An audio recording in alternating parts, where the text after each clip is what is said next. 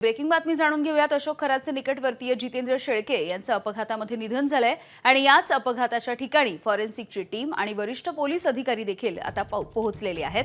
हा अपघात नेमका कसा झाला याचा देखील शोध घेतला जातोय। या अपघाताच्या नंतर कंटेनर चालक देखील फरार झालेला आहे आणि त्याचा देखील शोध सध्या पोलिसांकडून सुरू आहे। आज दुपारी साधारणपणे 12:30च्या सुमारास हा अपघात झालाय।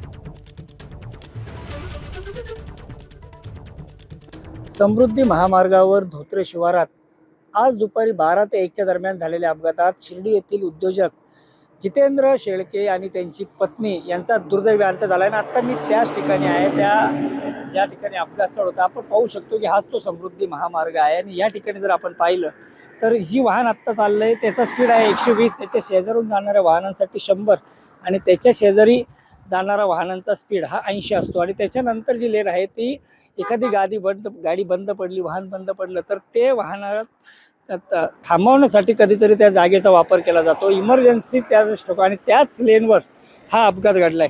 दुपारी 12 ते 1च्या दरम्यान हा अपघात घडला। आपण जर आता दृश्यात पाहिलं तर जी फॉरेन्सिक टीम आहे ती देखील आता या ठिकाणी पोहोचलेली आहे।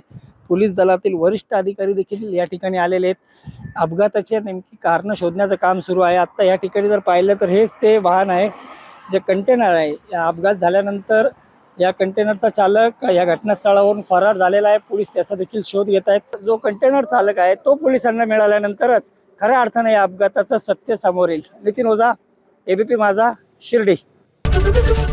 एबीपी माझा, उघडा डोळे बघा नीट।